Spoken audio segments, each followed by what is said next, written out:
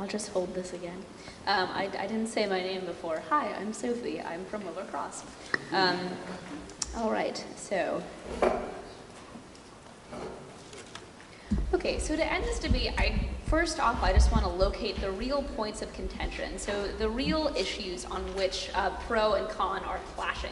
And I think that the first one is the effectiveness of gun control laws. So con brings up again and again, of course, if we restrict gun control, then yes, legal law-abiding citizens, it's going to be more difficult for them to obtain guns, but what about criminals?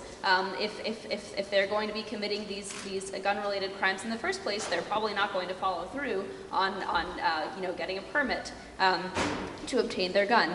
So first, I just want to address this and talk about the effectiveness of gun control laws. So right now, where do criminals get their guns?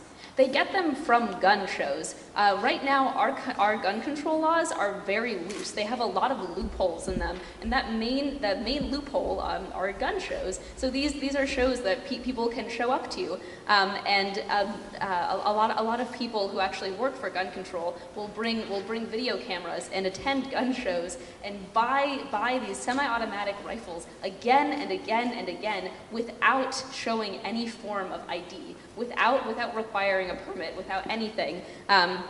So actually 2 out of 5 of all firearms are obtained in this fashion, are obtained illegally from these gun shows. So because the gun control legislation that Pro is proposing is so strict, we are banning these loopholes. We're trying to iron out these loopholes. So we do believe that it's going to be much more difficult for criminals to have access to these guns because we're going to be banning all gun shows. We're going to be banning all semi-automatic rifles.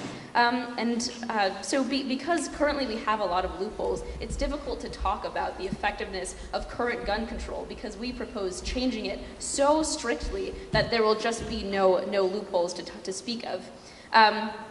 So I think the other point that still stands for con is the right to self-defense. Shouldn't every grandmother have the right to own a firearm in case worst situation possible, some criminal walks in and points a gun at her? What should she have the right to do? And I want to return to a point that my partner made in looking at the rights that our founding fathers laid out for us. The first one that came was life.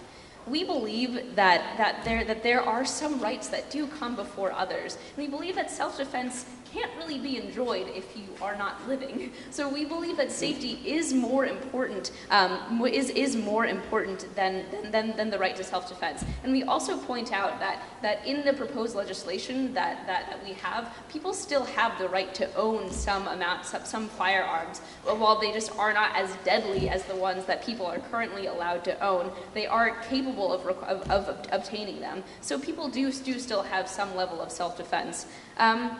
And so I would also like to talk about how so the con is living in these extreme examples that just are not really corresponding to what the reality of gun control is. So in reality, more people die from accidents with these firearms than they capably defend themselves against criminals that are coming at them with firearms. In reality, people are forced to deal with violence in their neighborhood. They don't download apps about how to use guns and experience gun violence. It is shoved in front of their faces, and they are forced to experience that sort of psychological violence. Our opponent has failed to address our points about the benefits to the economy by lightening the burden of the penal system, and she has failed to address the lasting psychological damages from exposure to community violence. We believe that safety comes first. Safety